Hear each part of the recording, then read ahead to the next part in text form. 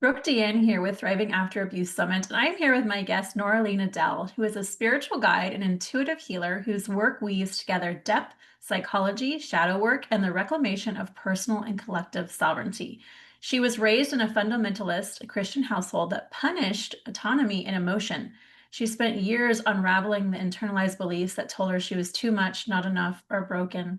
So her healing path led her through the trauma recovery, attachment theory, and the family systems in order to find her path into spiritual alchemy, mysticism, and the raw truth of embodiment. Oh, that's so beautiful. I love your journey. And I know that you're here to talk about this today. That is the sacred spiral, a mystical map for healing after abuse.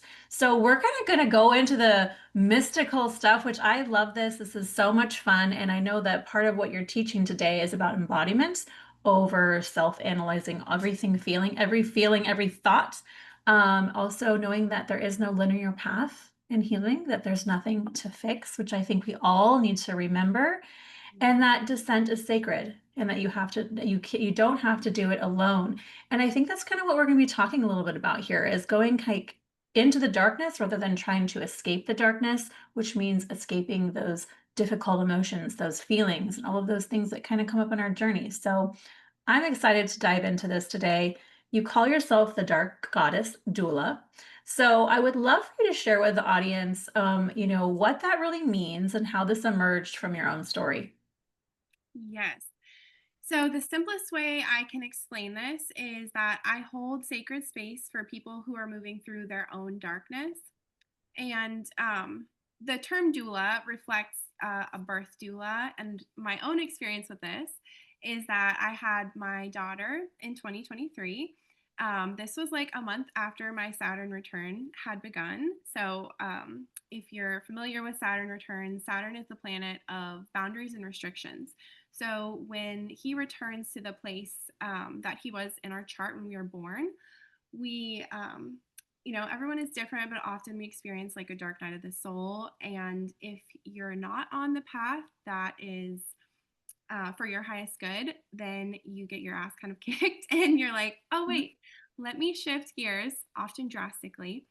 At least that's certainly been my experience. So it was definitely not a coincidence that I happened to have her during this time period. And so I was in labor for 3 days, which is not what I expected at all. My mom had been in labor for like 8 hours with me, and I was like, maybe 12 tops. Like, I'm like, I knew that I couldn't plan it and like I couldn't expect a certain length of time, but I was like, I know me. I'm just going to get in there. I'm going to do it. And yeah, that is not what happened at all. And I did all of I had a midwife, so I went to all of her classes. Like, I had done the education. I was prepared. I knew I didn't want to labor in the hospital because, the safer my body felt, the more it supported the natural process of birth. And I was scared to go to the hospital. So I was like, I'm going to labor at home. I'll go to my midwives. Like, I had it planned out. And then when labor actually started happening, none of that mattered. The plan didn't matter. It was like time turned into soup. And I was, obviously in so much pain. I couldn't really rest because of the contractions. And I just curled up in a ball and I was like, I want all this to stop. I don't know if do you have kids? I do, yeah. I understand this experience for sure. Okay, yeah. So fortunately, I did have a doula with me, Mm, and she had 3 kids of her own. All of her births had taken like 50 to 60 hours, so close to around 3 days, like mine did. wow. And she couldn't have my baby for me. She couldn't make the pain stop or make the process easier. She didn't have like a secret hack that was like, this is gonna make it faster. But she stayed with me. She was steady. She helped keep me calm. And, nobody could tell me how long it was going to take or when it would be over, but I knew that she had been through what I had been through in her own way and she had survived. And she wasn't afraid that I was in pain. She wasn't like scolding me because I wasn't breathing correctly. She wasn't like, well, remember, we planned for this. Like, she just held space for me in love and in compassion. And yeah, that is what I do for people who are going through their own spiritual awakening, their own healing process. Um, like when we have been through trauma and abuse and we decide like it's Mhm. enough. It's time to heal. Like I'm not doing this anymore. I feel like we're faced with this overwhelm of, convoluted information, and there are so many systems that want to keep us small and afraid. There's, like a healing industry that is, you know, pushing the message that like there's always something for us to be working on. Like the goalposts are always moving, and like that can become its own, Mm. like it's just always feeding into itself. Like there's always something more for us to be doing. And I've found that healing process, healing from trauma and abuse, can be just as hard to make sense of as physical birth. There's so much information out there, and the process has been so distorted and hidden and bypassed because Mm. it's not bright and shiny, and it doesn't serve the patriarchal structures that want to keep us small and afraid. And when we give birth, regardless of what support or intervention we end up needing or having, like our bodies are still the ones that are driving the process. And ultimately, we are the ones that are birthing ourselves when we're going through this healing. Mm. And you can trust yourself to find the path that's right for you. And I think rebuilding that trust in ourselves is the most valuable thing that we can do. And it's also the most dangerous for anyone that wants to keep us small and controlled, because when we trust ourselves, we're sovereign. We're the ones that get to decide. Yeah. Beautiful. Thank you for explaining that. I needed you 5 years ago when I was going through my own dark night of the soul, my own very difficult process. When you talk about like how you're like, oh, this okay, if you're not on the right path, all of a sudden you kind of just get hit with this kind of awakening, and you're like, wait, what do I do with this? I don't even know what to do with this. It can be very scary. It can be very isolating. It can be like, I don't really know what's next step. And it sounds like you're the woman that needs to be there for that person to help guide them through that process, which is really, really beautiful. Um, it sounded like you had a very religious background, and when you talk about the systems that really have kept us small and kept us quiet and have kept us wanting to, especially as women, to conform and have, really made women feel so much suppression, whether that's sexually or whether that's being able to know they have a place and they have a voice in the world. How have you found, like, in your journey to help with, clients, particularly to kind of break through these systems and to see that there's another way so that they can kind of emerge into a more authentic version of themselves? Yeah, yeah. I think, I mean, the first place to start is just getting in touch with what it is you really want. Mm, I think that we are given desires because they are like what supports us in our expansion. mm, And a big part of the messaging that I grew up with from, my religious background is that wanting things and having desires was sinful and wrong. And, if you're cut off from your desire, then the direction for your life becomes external, and you're just looking to something outside of you to tell you, like, what you're supposed to do, what direction you're supposed to go in. And it's not anyone else's life, it's your life. And reconnecting to what you truly want is kind of I think is like the ground layer of that, like deciding where to go from where you are. beautiful. Thank you for explaining that. I think, you talk a little bit about, that embodiment piece, and a lot of people don't really know what that even means because, we maybe have never been connected to our body. And, when we talk about like being disconnected from your intuition or not even knowing what you feel or how to even feel, perhaps, right? So how do we begin to like on our healing journey kind of start that embodiment journey? What do we do? What's the next step that we need to like maybe to try to discover for ourselves, even to see that we are that disconnected? Yeah. I think it's really, really important, especially in this context of healing from abuse and trauma, which, I feel like everyone has some trauma, right? But because of the context of this summit, being sensitive to like the severity of what you've been through is really important. And so, not like having realistic and gentle expectations for yourself. So, easing yourself into it, because the reason that we get cut off from our bodies is that it doesn't feel safe for us to be in them. Mhm. And so it takes time to rebuild that safety. um, can you can you repeat the question for me? Yeah, how can someone realize that they're even disconnected from their body? So, and then what's like that next step for them to start to connect, so that they can actually know, they can get out of their head and into their body, right? So they can start to actually physically feel what's coming up for them, what's going on inside. Yeah, I mean, I really think like spending having some sort of a meditation practice.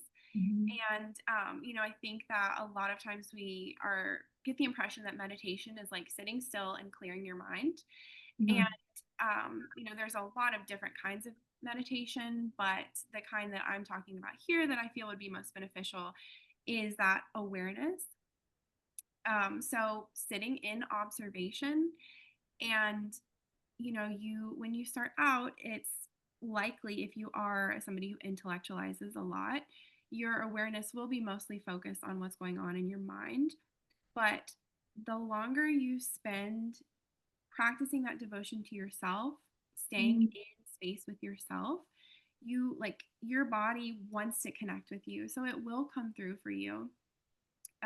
I really think just having like setting the intention in and of itself is enough. Perfect.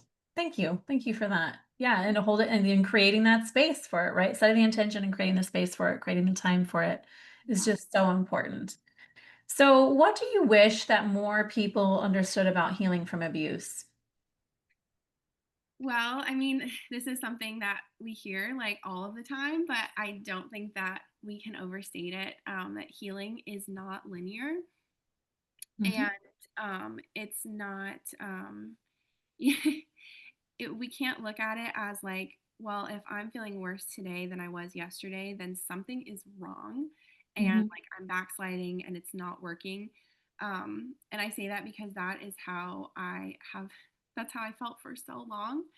Um, and having compassion for the part of ourselves that feels that way, because that's like we feel that way for a reason. We have been indoctrinated into that, into thinking that things are just linear, and that's a very, if we're talking about energy, that's a very masculine kind of expectation or container. um but yeah, I mean, that's the whole like talking about the cycle and the descent. Like, the process is dipping down into darkness and feeling like this I am not okay and I'm not going to be okay. And being able to be with that and building the capacity to know, like, because you will come to have the capacity of remembering, like, no, I've been here before. Like, I have felt like nothing would ever be okay again, and I can have the space to feel that now, and still hold the wisdom and the knowing that this isn't forever. Like, no feeling is forever, no circumstance is forever. So I think it's really that, it's kind of a paradox, but balancing that larger knowing that you are on an upward trajectory, and that path looks really bumpy when you're in it, and it often doesn't just feel good. And it doesn't mean that anything is wrong, or that you're doing something wrong, or you're not healing. Thank you for explaining that. As obviously a trauma survivor myself, excuse me, I'm losing my voice a little bit. I remember like when I would have a trigger or if something bad would happen, like I would immediately like resort to like, oh my God, everything I'm doing is not working. Like, I'm like, immediately go into that thought process of it's my fault. I did something wrong. Like, I guess I'm just never gonna be okay. Yeah. And like we feel like that defeat, right? But I love how you're explaining it. Like, you know what? You can just be there. You don't have to fix anything. It's just knowing that you're going to be okay and that you're going to kind of move through that. Because you talk about that having that darkness, and engaging in that darkness is part of the healing work. So, what does it really mean to engage the dark goddess in the healing work? Yeah. So, to me, the dark goddess is a symbol of liberation through radical acceptance and devotion, acceptance of ourselves and devotion to ourselves. And there's a reason that all of these powerful goddesses throughout history have been Mhm. relegated to the shadows by Western culture and religion. They represent sovereignty and boundaries and the strength to stop taking shit from people who wish us harm.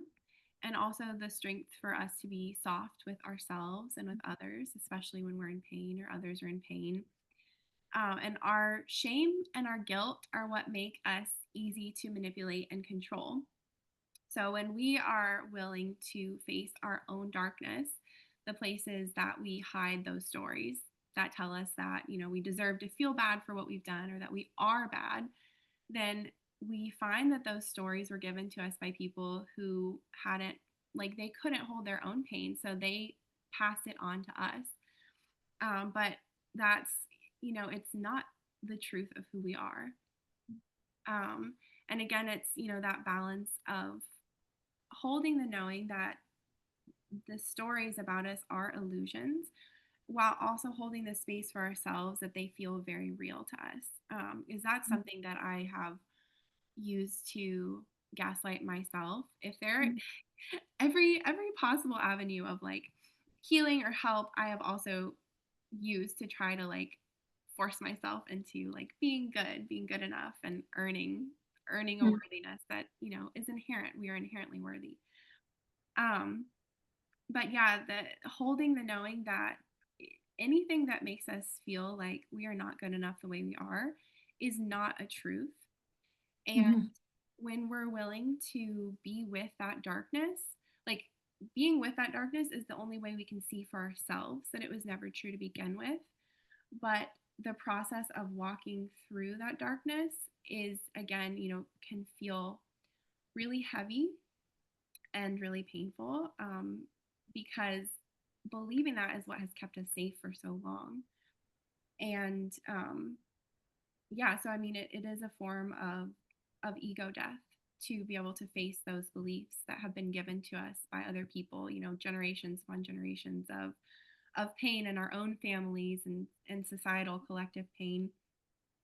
Um, and I think, when I say ego death, I know from my own background in like fundamentalist religion, I Mhm. used to associate that with like the idea that, it's like another iteration of like, we're not good enough the way we are. We need to um, die to the part of us that is, like wants certain things for ourselves. But really, the part when we say ego death, we're releasing an attachment to the identity that tells us that the truth of us is bad and wrong. Mhm. And yeah, those beliefs are coming from fear and lack and illusion. And once we confront them and we're able to see that they were never true to begin with, we are we get this beautiful freedom and wholeness, and wholeness is like the inherent truth of who we are. Wow, you really explained that very beautifully. I had to go through that same experience in my own journey, and so it is sometimes hard to let go of those old beliefs because we've thought we've needed them our whole entire lives, and that's how we operated. But I love the fact that you talk about the freedom that you feel like once you see that those are not yours to carry, they don't need to be your beliefs anymore. It's just a way that you get to, like, open up a door and see, "Oh my gosh, there's so much more possibility for me. There's so much more that I can understand about myself and know that I am already whole," and I think that's really beautiful, so thank you for explaining that. So I know you have a free gift for the audience. So do you want to tell them a little bit about what they're going to get when they go and grab that? Yes. So this is a process that I, developed and kind of channeled. I feel like it came through me. I can't take full credit for I think that's what creation is, right? Like we receive these ideas and then we birth them into the world. So this was during the time period after my separation from my marriage. And I was facing all of these things that I had been avoiding. I had thought that I had healed from my childhood trauma, and I had used my marriage as kind of like proof. Like look at this, I've done this, so I must be healed. And then the rug got pulled out from under me, and it was like, oh no, I was lying to myself about this. Just kidding.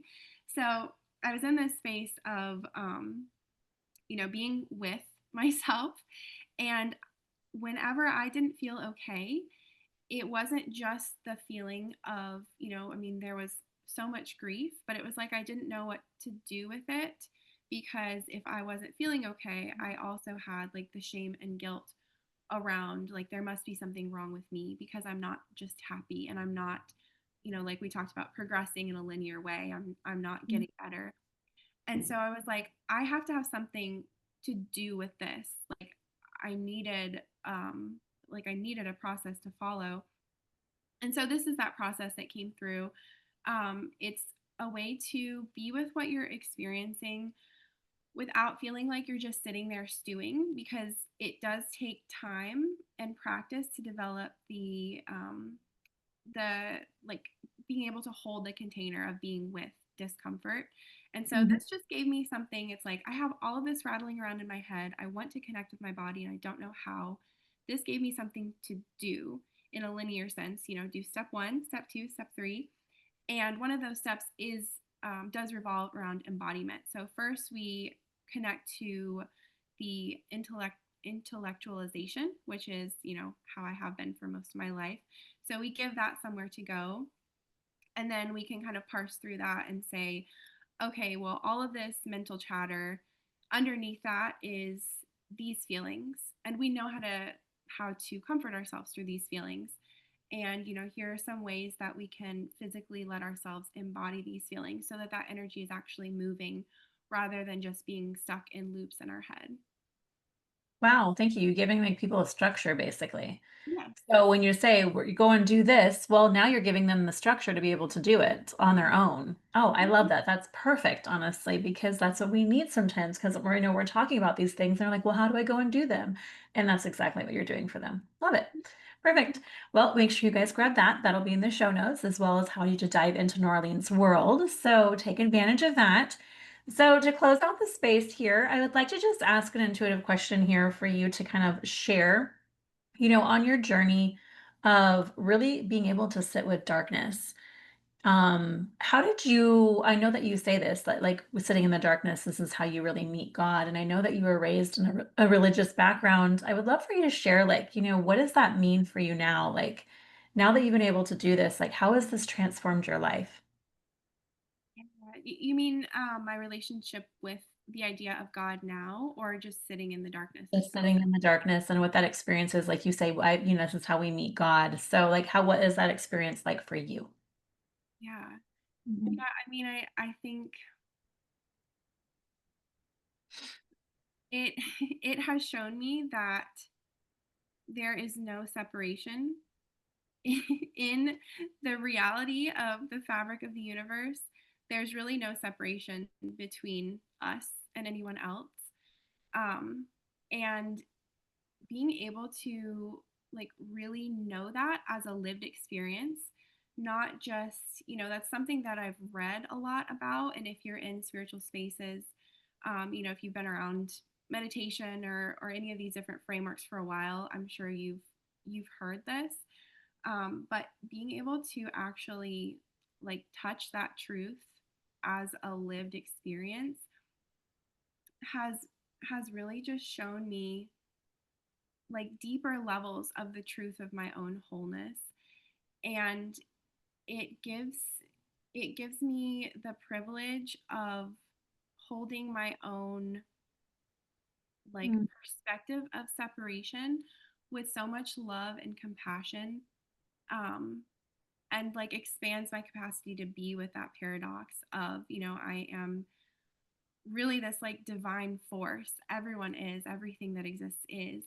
And it's, this awareness experiencing itself through the circumstances of my life. And, everyone I come in contact with is, even if they don't see the world in that way, they're having that experience too.